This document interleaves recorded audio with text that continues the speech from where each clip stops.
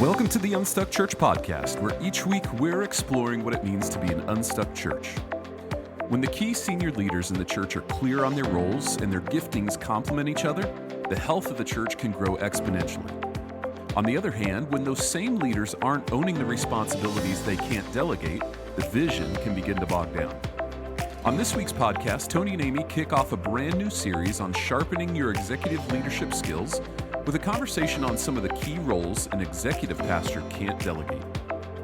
If you're brand new to the Unstuck Church podcast, before you listen, stop and go to theunstuckgroup.com/podcast to subscribe to get the episode show notes. When you do, each week you'll get resources to support that week's episode, including our leader conversation guide, as well as access to our podcast resource archive. Again, that's theunstuckgroup.com/podcast to subscribe. Now, before we get into this week's conversation, here's a word from Tony. PlainJoe, a Storyland Studio, partners with churches, nonprofits, faith-based organizations, and educational environments to create unforgettable strategic, digital, and spatial stories that lift the spirit. Through architecture, branding, interior design, website development, themed environments, and more, PlainJoe champions churches as sacred storytellers and collaborates with a wide range of world-changing people and organizations. To learn more about working with PlainJoe's team of down-to-earth specialists, architects, strategists, artists, and problem solvers, visit plainjoestudios.com/getunstuck.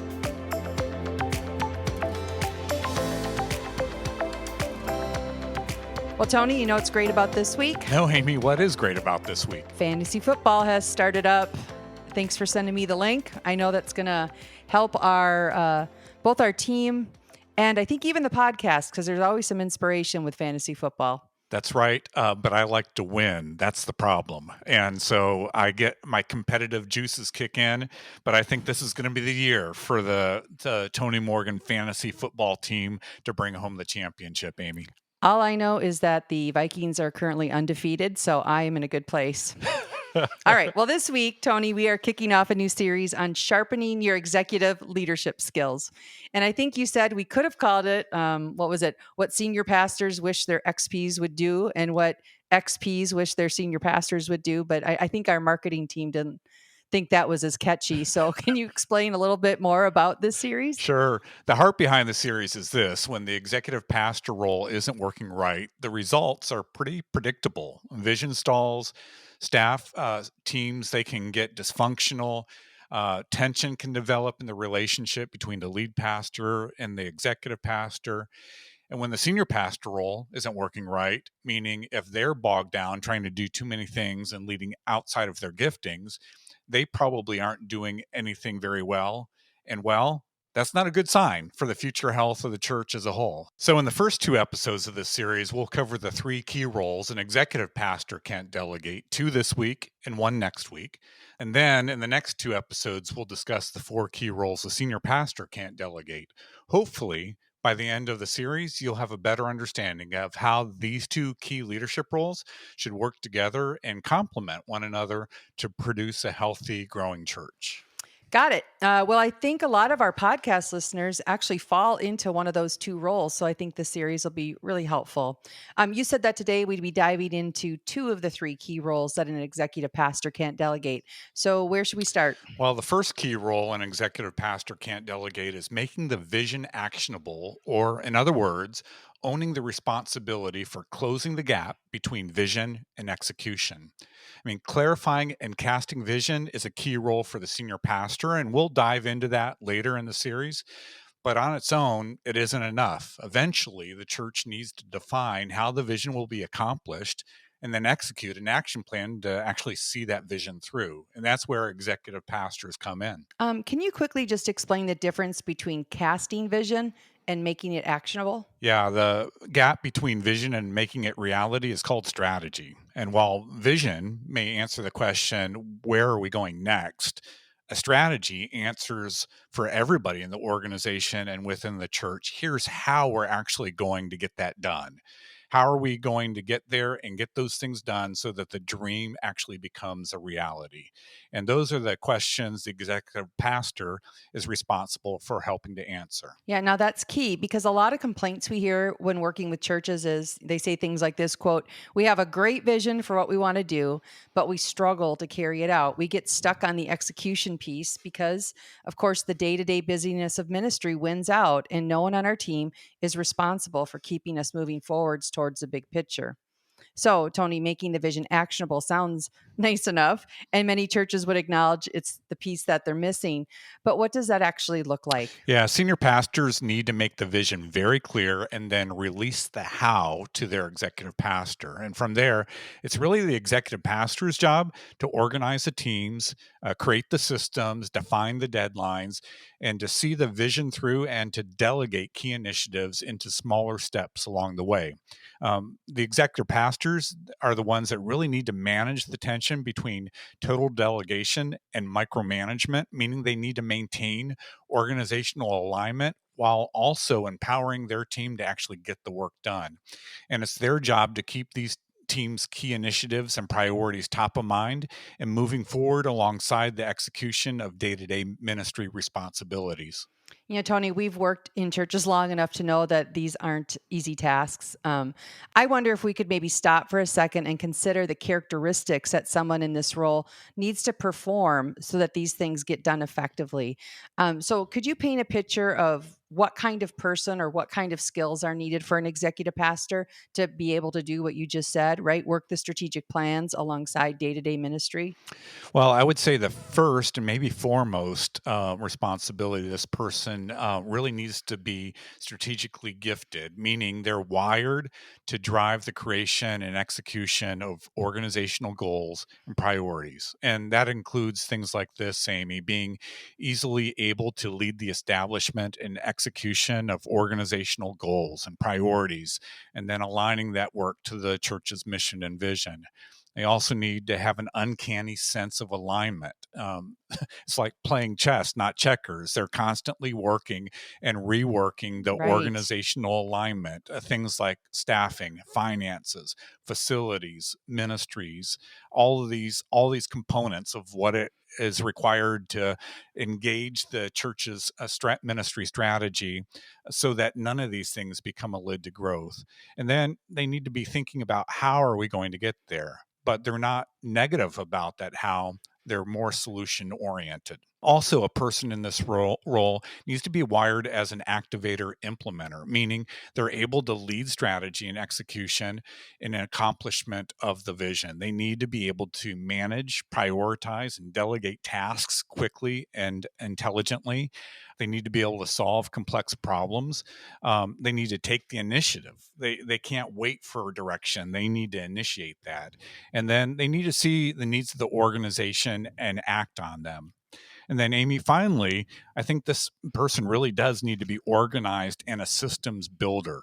The senior pastor has to trust that with this person, things will not fall between the cracks because they've created systems for all the things that he or she has to juggle. You know, as you're describing the executive pastor, that strategic wiring, activator, implementer, just reminds me of my days in ministry. I was over the weekend, and so I was always focused on the day to day ministry. We were always, we were Mm. kind of a week of church when it came to the weekend. And I'll tell you, our executive pastor, Scott Anderson, was just looking back, just a master at this. He was always the one living out in front of us, clarifying the important things as an executive team that we needed to be thinking about and driving. And, I don't, if we wouldn't have had him in that seat, I just think we would have been a much different church. But as you're reading it, so just a shout out to all those executive pastors who are able to bring that to their organizations. Yeah, and Amy, many times we hear then from senior pastors that don't have executive pastors, when do I need to begin to adding this person to my team? And I think what you just alluded to, Scott, for Eaglebrook was thinking about future. And when it Hmm. gets to a place where you Hmm. need key senior leaders in place to manage the day to day of ministry, but still have Hmm. somebody that's thinking about long term, where are we going next? that's when you know you need that executive pastor Mhm. on your team. Yeah, and I get that question actually a lot in the staffing and structure engagements, especially if I slide into a mid-sized church. Now and again, they'll ask, when do we add that role? I typically coach them around the 1,000 mark to add that role, and prior to that, whoever that top leadership team is, they have to cover all those things that you just mentioned because they still need to get done if you're going to be able to get to 1,000 people. Yeah, and let me just add one more thing.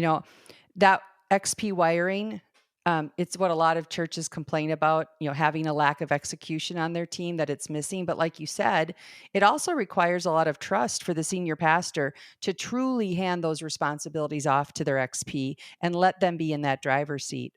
And then on the flip side of that, the XP does have to be comfortable leading, though, as a second chair leader. So having two people with opposite but complementary wirings and skills definitely makes that relationship work a lot more smoothly. All right, let's keep moving on. Tony, what's the second of the three roles that an executive pastor can't delegate? Or, as we said before, what's the second role an SP really wishes their executive pastor would do? Well, I think the second role that an executive pastor can't delegate is all about driving core initiatives. I mean, the key thought here is that executive pastors have to own the responsibility for moving these priority initiatives forward in order to free up the senior pastors to focus on only the roles that they can need to be responsible for. And we'll discuss those roles later on in the series, but they are being the primary vision caster, being the spiritual leader for the church, primarily through teaching, being the champion of culture, and then being the leader of leaders within the organization. These are all the roles that the senior pastor, especially in larger churches, that senior pastors can't delegate. So, in order for them to live out their role, that means one of the roles that the executive pastors can't delegate is then driving key core initiatives forward for the ministry. And obviously, that fits together pretty well with the first role of driving strategy, since the executive pastor is the driving force behind closing the gap between vision and execution. That's a key responsibility then that frees the senior pastor up to do those four roles that I just mentioned. I was thinking back to the webinar, Tony, that we did around this topic a few years ago, and I was reminded of an insight that Dan Ryland, who was the executive pastor of 12 Stone Church for 20 years, he shared that executive pastors have to always be working ahead and out in front of their team. And then specifically, he said, a great way to figure out if you're actually leading or just managing people is by asking yourself the question, are you out in front of your team? Because if you're not intentionally looking 5 steps ahead and driving these core initiatives, they're probably not going to happen. And in order to stay ahead of your team, it's your responsibility as the executive pastor to keep your head out of some of those details and focused on the big picture. So it's okay to not know everything that is going on. The executive pastor role should be filled with bigger and better things than to know each and every detail. Yeah, you're absolutely right, Amy. And that's a great reminder. In fact, we'll cover this more in next week's episode. But another key role for executive pastors is shaping the culture of the team.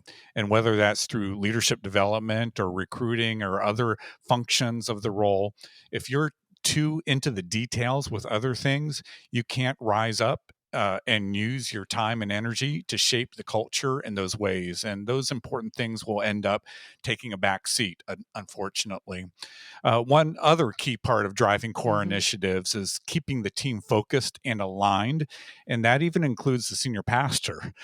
In that same webinar, we talked about how there are senior pastors out there that are overflowing with new visions and new strategies, and they're just one conference away from wanting to implement a brand new idea.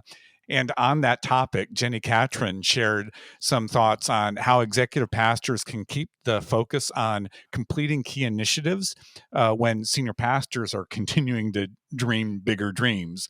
And one thing to consider here is to kind of be the bridge between reality and possibility. Obviously, you don't want to be the wet blanket on your senior pastor's dreams, but you do want to help translate what their new ideas would require in terms of the team's energy and resources, including how that might actually impact the progress of other key initiatives that have already been identified. And then secondly, you need to help your pastor recognize momentum.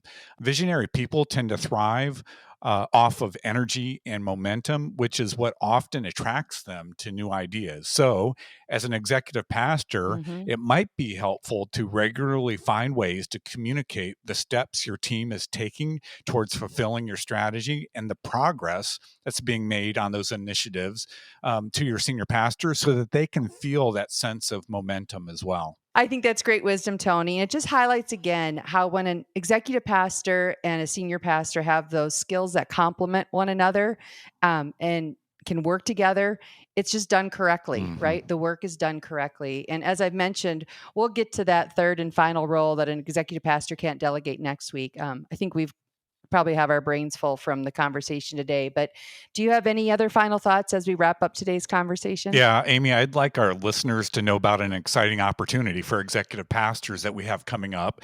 First time we've done this in a long time, but we're launching a year-long cohort for executive pastors that's kicking off this October.